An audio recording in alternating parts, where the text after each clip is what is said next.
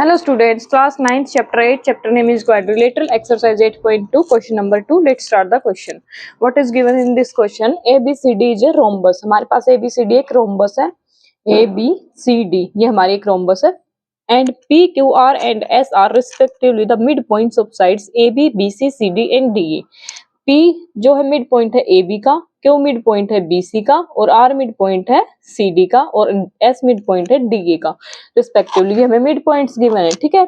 Show that the quadrilateral PQRS, इनको join करने से जो हमारी क्वाड्रिलेटरल फॉर्म हुई है PQRS, उसको शो करना है हमने क्या, रेक्टेंगल, कि PQRS क्या हमारी एक रेक्टेंगल है, ठीक है। क्वेश्चन को सोल्व करेंगे, सबसे पहले हम लिखेंगे गिवन, ठीक है। हर क्वेश्चन में हमारा पहला काम यही होता है, गिवन। गिवन क्या हमें, A B C D is a rhombus, A B C D is a rhombus. Rhombus बोलने से इसका मतलब क्या है, रोम्बस की प्रॉपर्टी क्या होती है कि ऑल साइड्स इक्वल। तो हम यहाँ पे क्या लिख सकते हैं, A B is equals to B C is equals to C D, A B is equals to B C is equals to CD is equals to DE. All sides are mutually equal. Rhombus का मतलब यही है। एक चीज तो हमें ये given होगी, दूसरी हमें क्या गिवन है कि P Q R and S A B B C C D and D A के क्या है, मिड पॉइंट्स हैं। तो सेकंड थिंग हमें क्या गिवन है, P Q R and S are midpoints of sides A B B C C D and D A respectively, ठीक है। रिस्पेक्टिवली कि पी ए बी का है, क्यू बी सी का है और आर सी डी का है एंड एस डी ए का है, ये हमारा रिस्पेक्टिवली, ठीक है। टू प्रूव, प्रूव क्या करना है हमने, to prove P Q R S is a rectangle. अब हमें सबसे पहले रेक्टेंगल प्रूव करना है, तो रेक्टेंगल की प्रॉपर्टी माइंड में आ जानी चाहिए कि रेक्टेंगल हम कैसे प्रूव कर सकते हैं। बेसिकली रेक्टेंगल प्रूव करना है तो क्या होना चाहिए, opposite sides equal and parallel होनी चाहिए, फर्स्ट थिंग ये होनी चाहिए। और सेकंड क्या होना चाहिए, एंगल 90 डिग्री के होने चाहिए, ठीक है। रेक्टेंगल प्रूव करनी है, इस चीज से हमारे माइंड में ये आ जानी चाहिए, ठीक है। अब देखो क्वेश्चन क्या गिवन है, ए बी सी डी हमारे पास एक रोम्बस है, ये चीज हमें गिवन है, ये हमने नोट डाउन कर ली। इसका मतलब क्या, all sides are mutually equal, सारी साइड्स हमने इक्वल राइट डाउन कर ली। उसके बाद क्या गिवन है, P Q R S are midpoints of sides, ये अभी हमने राइट डाउन कर लिया, ठीक है। इन चीजों का हम आगे यूज करेंगे। टू प्रूव क्या करना है हमने, P Q R S is a rectangle. तो बेसिकली हमने क्या प्रूव करना है, पहले तो एक पैरेललोग्राम प्रूव करनी पड़ेगी। यहाँ पे रफली लिखती हूँ ताकि आपको लॉजिक समझ आया रहे कि हम ये कर क्यों रहे हैं और क्या कर रहे हैं, ठीक है। सबसे पहले क्या प्रूव करेंगे कि एक पी क्यू आर एस एक पैरेललोग्राम है। सबसे पहले तो हमने ये प्रूव करना पड़ेगा, तभी तो हमारे opposite sides equal and parallel prove होंगी। और उसके बाद क्या प्रूव करना पड़ेगा, एंगल 90 डिग्री का, ठीक है। ये यहाँ पे मैं रफली इसलिए लिख रही हूँ ताकि हमें ये पता रहे हम ये सब कर क्यों रहे हैं टू प्रूव में, ठीक है। इसके लिए सबसे पहले हमें कंस्ट्रक्शन करनी पड़ेगी। कंस्ट्रक्शन क्या करनी पड़ेगी, ए सी जो हमारा डायगोनल है इसको हम ज्वाइन कर दें, ए सी को ज्वाइन कर दें। कंस्ट्रक्शन में राइट डाउन करेंगे कि join diagonal AC, AC diagonal को क्या किया हमने, ज्वाइन किया। कंस्ट्रक्शन इतनी सी है, ठीक है। उसके बाद करेंगे हम प्रूफ। प्रूफ में हमने दो चीजें प्रूव करनी है, एक तो पहले ये, दूसरी ये दोनों चीजें क्यों प्रूव करनी है, क्योंकि हमारे रेक्टेंगल क्या होते हैं, पैरेललोग्राम होते हैं बेसिकली, ठीक है। उसके बाद आगे उसमें एक और प्रॉपर्टी ऐड हो जाती है कि उसमें एंगल 90 डिग्री का होता है, इसलिए वो हमारी रेक्टेंगल है, एक स्पेशल नेम है उसका रेक्टेंगल, ठीक है। अदरवाइज वो पैरेललोग्राम भी है। तो पहले पैरेललोग्राम प्रूव करेंगे, आफ्टर दैट एंगल 90 डिग्री। मतलब बेसिकली दो पार्ट सोल्व करने हैं हमने इस एक क्वेश्चन में। तो पहले पी क्यू आर एस को पैरेललोग्राम प्रूव करें फर्स्ट पार्ट में। ये सिर्फ रफली है, यहाँ लिखना नहीं है कि फर्स्ट पार्ट सेकंड पार्ट, ऐसे नहीं लिखना है। ये सिर्फ समझने के लिए कि हम अभी जो करेंगे वो कर क्यों रहे हैं। पहले हम प्रूव करेंगे पैरेललोग्राम, उसके बाद प्रूव करेंगे 90 डिग्री, ठीक है। पैरेललोग्राम प्रूव करेंगे, उसके लिए देखो हमें क्या प्रूव करना होगा, opposite side equal and parallel.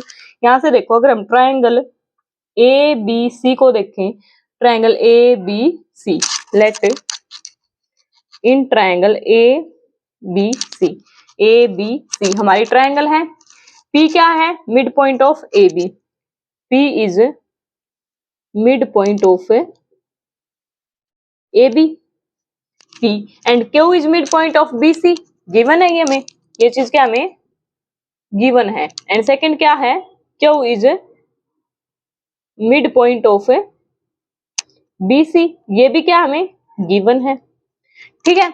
अब देखो हमारी जो मिड पॉइंट थ्योरम है, अगर किसी को मिड पॉइंट थ्योरम डिटेल में पढ़नी है तो हमारी इंट्रोडक्शन पार्ट में भी देख सकते हैं, और मिड पॉइंट थ्योरम का अलग से वीडियो भी बनाई हुई है फुल प्रूफ के साथ। ठीक है, तो ये देखो ये हमारी ट्रायंगल है। मिड पॉइंट थ्योरम क्या कहते हैं कि अगर किन्हीं भी दो साइड्स, एनी टू साइड्स, मान लो दो साइड्स हैं, अगर इनके मिड पॉइंट्स को हम ज्वाइन कर दें तो ये जो हमारी लाइन सेगमेंट बनेगी, मान लो इसका नाम ए बी सी है और ये पी क्यू है, अगर ये दोनों मिड पॉइंट है ना किन्हीं भी दो साइड्स के, तो जो ये लाइन सेगमेंट हमारी बन गई ना पी क्यू, ये जो थर्ड जो साइड हमारी बच गई उसके पैरेलल भी होगी और उसकी हाफ भी होगी, ये हमारे कहते हैं मिड पॉइंट थ्योरम। तो यहाँ से P Q half of B C भी होगा और P Q is parallel to B C भी होगा, ये है हमारी मिड पॉइंट थ्योरम। ठीक है, तो यहाँ पे हमारी मिड पॉइंट थ्योरम अप्लाई हो रही है। ये दोनों क्या है, मिड पॉइंट है, पी एंड क्यू।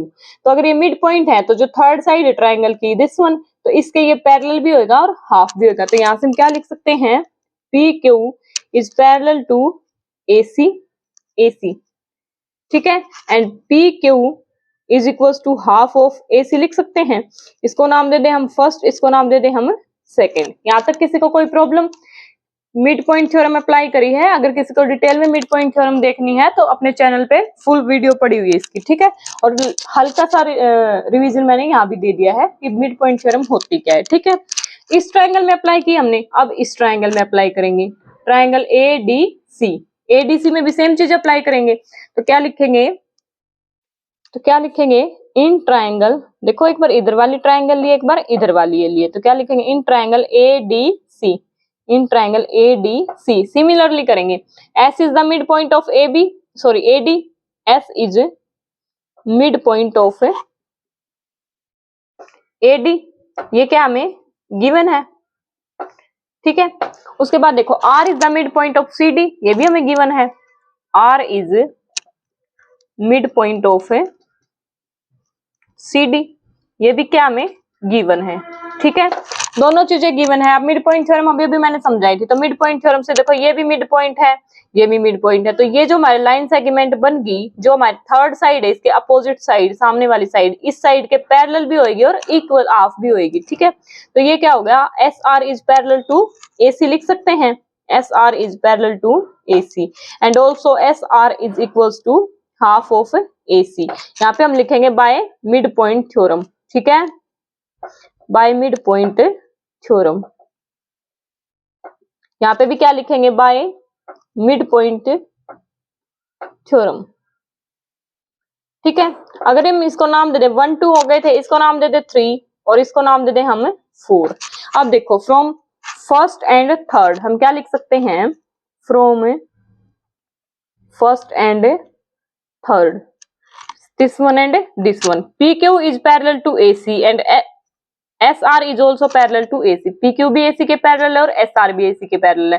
तो हमारी RHS क्या होगी, इक्वल, RHS AC AC हो गया ना, तो LHS भी हमारी क्या हो जाएंगे, एक दूसरे के पैरेलल। तो यहाँ से हम क्या लिख सकते हैं, PQ is parallel to SR, PQ is parallel to SR from first and from third, ये लिखेंगे। ठीक है, अब देखो फ्रॉम सेकेंड एंड फोर्थ हम क्या लिख सकते हैं, PQ is equal to half of AC है and SR is equal to half of AC है, तो वही हमारी सेम चीज होगी, RHS हमारी इक्वल होगी तो LHS भी हमारी क्या हो जाएंगी, इक्वल हो जाएंगी। तो यहाँ पे क्या लिखेंगे, from second and fourth, from second and fourth क्या लिख सकते हैं, PQ is equal to SR लिख सकते हैं, PQ is equal to SR। ठीक है, बिकॉज RHS हमारी क्या होगी, इक्वल होगी, PQ is equal to half of AC है, SR is equal to half of AC, तो PQ is equal to SR। यहाँ से हमने PQ parallel to SR prove कर दिया and PQ is equal to SR prove कर दिया। तो हमारा यहाँ से क्या हो गया कि PQ एंड SR क्या आपस में पैरेलल भी है और इक्वल भी है। तो ये हम किसके लिए प्रूव करते हैं कि अगर कोई भी एक पेयर ऑफ साइड्स अगर हम इक्वल एंड पैरेलल प्रूव कर देते हैं तो वो हमारी क्या हो जाती है, पैरेललोग्राम। तो हम यहाँ से क्या लिख सकते हैं, hence PQRS is a parallelogram। Why parallelogram क्यों हुई parallelogram? Because one pair of sides, because one pair of opposite sides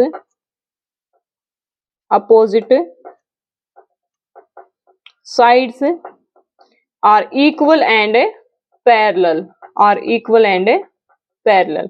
अगर हम किन्हीं भी एक pair of side opposite sides का कोई भी एक pair equal and parallel prove कर देते हैं तो वो हमारी क्या हो जाती है, पैरेललोग्राम। तो यहाँ से हमने क्या प्रूव कर दिया, P Q R S is a parallelogram. अगर हमारी P Q R S parallelogram prove होगी तो हमारा हाफ क्वेश्चन सोल्व हो चुका है यहाँ से। ठीक है, मैंने ये रफली है, मैं फिर से रिपीट कर रही हूँ, कहीं पेपर में ये साइड में लिख दो। ये रफली है समझाने के लिए कि हम बेसिकली क्वेश्चन में कर क्या रहे हैं, हमारी स्ट्रेटेजी क्या है आगे। ठीक है, पी क्यू आर एस को एक पैरेललोग्राम प्रूव करना है, सबसे पहले स्ट्रेटेजी। दूसरा क्या है, 90 डिग्री। अब ये हमारी पैरेललोग्राम तो हो गई। अगर हम इसका एक एंगल, मान लो ये एंगल या ये एंगल, कोई भी एक एंगल अगर हम 90 डिग्री प्रूव कर दें तो हमारी ये क्या हो जाएगी, रेक्टेंगल हो जाएगी। ठीक है, अब हम करेंगे सेकंड पार्ट की 90 डिग्री प्रूव कैसे करें। ठीक है, अभी देखो, अगर हम इस एंगल को और इस एंगल को 90 डिग्री प्रूव कर देंगे तो हमारी रेक्टेंगल क्या हो जाएगी, रेक्टेंगल नहीं, पैरेललोग्राम हमारी क्या हो जाएगी, रेक्टेंगल। पैरेललोग्राम तो हमने ऑलरेडी प्रूव कर दी, अब रेक्टेंगल प्रूव करना है। तो अगर हम इन दोनों एंगल्स को 90 डिग्री प्रूव कर देंगे तो हमारी पैरेललोग्राम क्या हो जाएगी, रेक्टेंगल हो जाएगी। उससे पहले देखो, हमारे पास इनसे रिलेटेड कोई डेटा गिवन नहीं है, क्वेश्चन में कुछ भी गिवन नहीं है, तो उसके लिए हमें क्या करना पड़ेगा, स्ट्रेटेजी बताती हूँ। पहले क्या करेंगे कि ये देखो, डॉटेड में ड्रॉ करूंगी पहले दिस ये complete angle, this one, and यहाँ से दिस वन, ये कंप्लीट एंगल। इन दोनों एंगल, ये एंगल हमारा कंप्लीट क्या हो जाएगा, 180 डिग्री हो जाएगा। ये भी हमारा क्या हो जाएगा, 180 डिग्री हो जाएगा। और दोनों एंगल्स आपस में क्या हो जाएंगे, इक्वल, जो मैंने डॉटेड ड्रॉ किए हैं। ठीक है, तो सबसे पहले हमने ये कंप्लीट एंगल लेने पड़ेगी। ओके, उसके लिए हमें क्या करना पड़ेगा वो देखते हैं। सबसे पहले हमें ये तो हमारे पास है ही, इनको तो कर ही लेंगे। अब ये कंप्लीट एंगल लेना है तो इधर वाला एंगल और इधर वाला एंगल, ये दोनों एंगल लेने पड़ेंगे। लेट मैं इसका नाम रख देती हूँ 1, यहाँ से यहाँ तक का हमारा एंगल क्या है, 1, और इसको नाम दे देती हूँ मैं एंगल 3। ठीक है, ये हमारा है एंगल 3। अगर ये एंगल 1 है और ये एंगल 3 है, और इधर मैं इसको नाम दे देती हूँ 2 और इसको नाम दे देती हूँ मैं 4। ठीक है, समझ आई यहाँ तक। और अब इस डॉटेड को कर देती हूँ मैं इरेज। ये डॉटेड ड्रॉ करने का मतलब ही ये था कि आप लोगों को समझ आ जाए कि हम करने क्या वाले हैं, इनकम्प्लीट एंगल्स को लेने वाले हैं, उससे हमारा क्वेश्चन सोल्व होएगा। ठीक है, अभी देखो, हमारी ये जो एंगल 3 और एंगल 4 है, सबसे पहले हम इन्हीं को इक्वल प्रूव कर लेते हैं। हमारी ट्रायंगल कौन सी है, PBQ। PBQ में अगर angle 3 is equal to angle 4 prove करना पड़ेगा हमें पहले। सबसे पहले देखो, AB is equal to BC है, AB is equal to BC because sides of a rhombus, AB is equal to BC। तो हम क्या लिखेंगे, साइड्स ऑफ ए रोम्बस। ठीक है, तो हाफ ऑफ AB, अगर हम AB का हाफ करें, is equal to half of BC होएगा। Half of AB is equal to half of BC होगा। AB is equal to BC है, half of AB is equal to half of BC होएगा। ठीक है, तो यहाँ से देखो, हाफ ऑफ AB को हम क्या लिख सकते हैं, फिगर में देखना ध्यान से, हाफ ऑफ AB को हम क्या लिख सकते हैं, P भी लिख सकते हैं, क्योंकि P क्या हमारा मिड पॉइंट है, P हमारा AB का मिड पॉइंट है। तो हाफ ऑफ AB हमारा क्या हो सकता है, P भी हो सकता है। तो यहाँ पे हम क्या लिखेंगे, हाफ ऑफ AB की जगह PB इज इक्वल टू, यहाँ से देखो हाफ ऑफ BC, ये हमारा BC है, हाफ ऑफ BC करेंगे, क्यों, हमारा मिड पॉइंट है, तो हम B क्यों लिख सकते हैं, हाफ ऑफ BC को हम क्या लिख सकते हैं, B क्यों। फिर से देखो, AB हमारी साइड है, B इक्वल टू है BC, अगर हम दोनों का हाफ कर दे तो इक्वल होएगा। अब यहाँ से P मिड पॉइंट है, तो हाफ ऑफ AB हम PB लिख सकते हैं, और हाफ ऑफ BC हम B क्यों लिख सकते हैं, तो वही हमने यहाँ पे लिखा है। और इसका रीजन क्या लिखेंगे, हाफ ऑफ इक्वल साइड्स, मतलब इक्वल साइड्स का हाफ हाफ किया है हमने। ठीक है,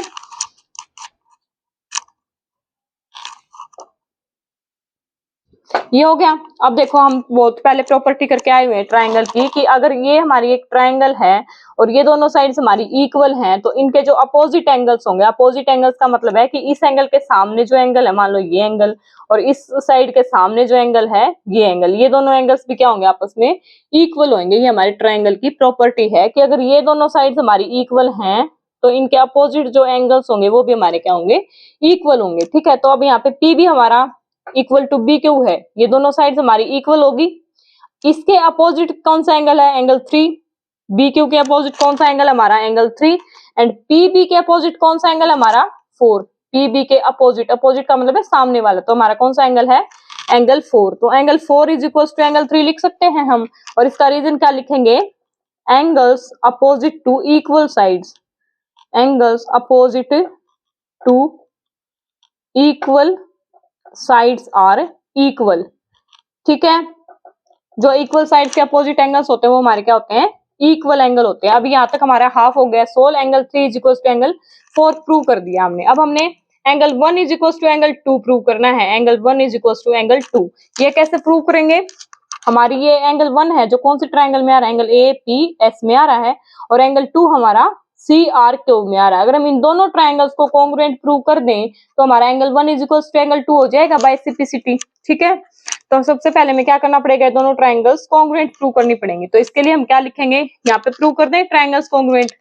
इन triangle A S P and triangle C R Q, इन दोनों ट्राइंगल्स में देखो S P is equal to R Q होएगा। अभी भी हम प्रूव करके आए थे क्या, हमारी पैरेललोग्राम। तो S P is equal to R Q because opposite sides of a parallelogram, opposite sides of a parallelogram. अभी अभी पैरेललोग्राम प्रूव करी थी।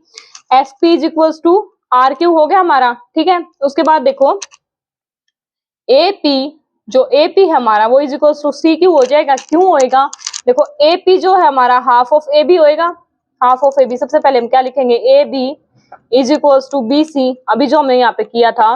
तो अगर हम इनका हाफ करेंगे, half of A B is equal to half of A C होएगा, हाफ ऑफ ए सी। इसमें कोई प्रॉब्लम नहीं होनी चाहिए क्योंकि यहाँ पे हम ऑलरेडी कर चुके हैं, ठीक है। अभी हमने देखना है हमारी फिगर में क्या इंक्लूड हो रहा है, वो हम लेंगे। हाफ ऑफ ए बी, इस ट्राइंगल के लिए हमें क्या चाहिए, ए पी पार्ट चाहिए ना, ए पी। तो अगर हम ए बी का हाफ कर रहे हैं और पी हमारा मिड पॉइंट है तो ए पी को हम हाफ ऑफ ए बी लिख सकते हैं, हाफ ऑफ ए बी की जगह हम ए पी लिख सकते हैं। तो यहाँ पे हम क्या लिखेंगे, A P is equal to half of B C, यहाँ पे सॉरी ये बी सी है, हाफ ऑफ BC। अब हमारा ये BC है और ये क्यू मिड पॉइंट है, तो मतलब ये हाफ हाफ कर रहा है ना, दोनों पार्ट्स को इक्वल कर रहा है। तो हाफ ऑफ BC हम CQ लिख सकते हैं, CQ। तो यहाँ से हो जाएगा हमारा CQ। और रीजन क्या होएगा हमारा, halves of equal sides, halves of equal sides, ठीक है। अब सिमिलरली हमारा क्या हो जाएगा, AS is equal to RC, क्योंकि AD is equal to DC। यहां से हम क्या लिखेंगे, AD is equal to DC। क्यों, sides of rhombus, sides of rhombus, ठीक है। ये भी हमारी क्या थी, साइड्स ऑफ रोम्बस। सॉरी मैं यहाँ पे लिखना भूल गई, साइड्स ऑफ रोम्बस, ठीक है।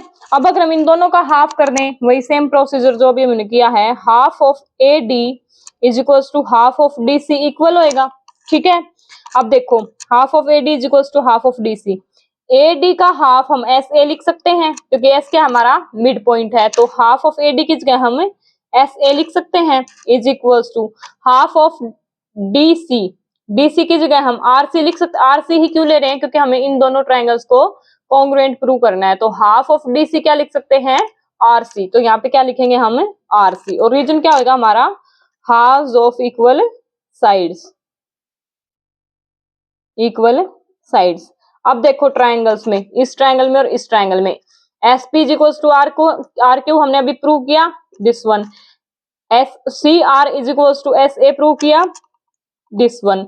And C Q is equal to A P prove किया, A P is equal to C Q. तो हमारी ट्राइंगल क्या होगी, कॉन्ग्रुएंट। तो हम क्या लिख सकते हैं, triangle A S P is congruent to triangle C R Q by S S S rule, side side side rule से हमारी ट्राइंगल क्या होगी, कॉन्ग्रुएंट प्रूव होगी। अब हमारी ट्राइंगल कॉन्ग्रुएंट प्रूव होगी तो हम क्या लिख सकते हैं, angle 1 is equal to angle 2 लिख सकते हैं हम, बाय सिम्प्लिसिटी हो जाएगा हमारा ये।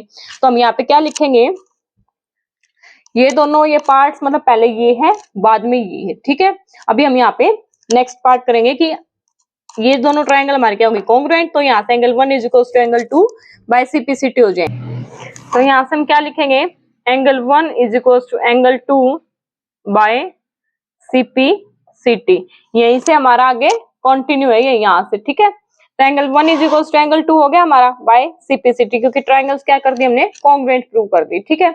अब देखो हमारा angle 1 plus angle P plus angle 3 लिख सकते हैं हम, angle 1 plus angle P plus angle 3 is equal to 180 degree लिख सकते हैं, ठीक है। इसमें कोई प्रॉब्लम, क्योंकि ये हमारा कंप्लीट एंगल क्या है, 180 डिग्री है। ठीक है, इसको नेमिंग दे देंगे हम, पीछे 4 तक नेमिंग हो चुकी थी तो इसका नेम क्या हो जाएगा, 5th। ठीक है, angle 4 plus angle Q plus angle 2 180 degree होएगा हमारा। ये भी देखो कंप्लीट एंगल बनेगा यहां से यहां तक।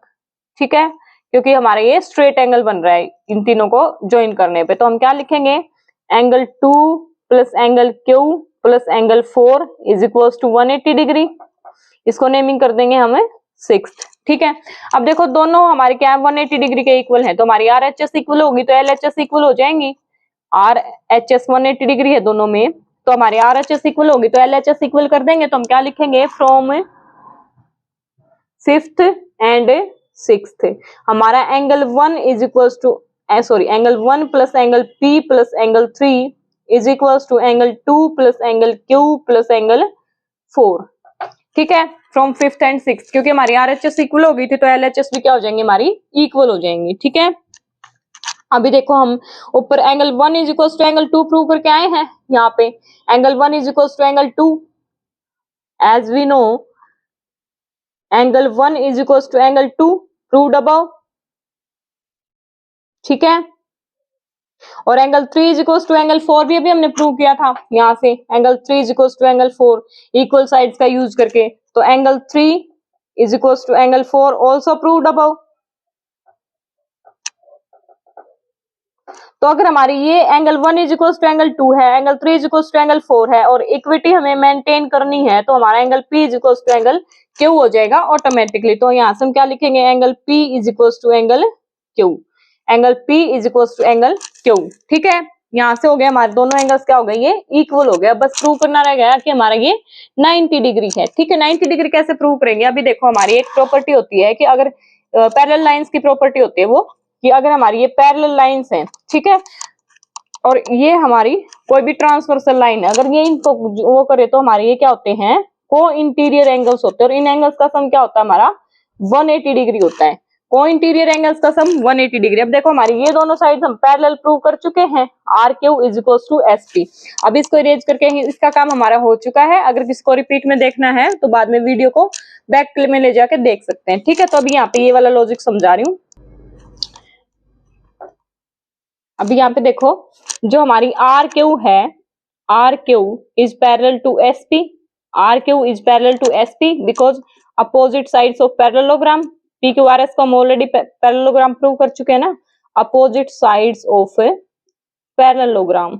अगर ये हमारी पैरेलल साइड्स हैं तो ये हमारी PQ ट्रांसवर्सल लाइन को एक्ट कर रही है, तो एंगल P और एंगल Q क्या हो गए हमारे, को इंटीरियर एंगल्स। देखो ये ऐसे है ना, और ऐसे हमारी ये क्या है, PQ, तो ये हमारे क्या हो गए, को इंटीरियर एंगल्स। तो इनका सम क्या होगा हमारा, 180 डिग्री। ठीक है, ये लाइन लिखने का मतलब यही है कि ये हमारी क्या है, पैरेलल लाइंस है। तो angle P plus angle Q हमारा क्या होगा, 180 डिग्री। इसका रीजन क्या होगा, को इंटीरियर एंगल्स, को इंटीरियर एंगल्स। ठीक है, अगर ये को इंटीरियर एंगल्स है तो इनका सम क्या हो गया, 180 डिग्री। अभी अभी हम प्रूव करके आए कि angle P is equals to angle Q है हमारा, तो कौन से की भी एक की जगह हम दूसरा रख सकते हैं।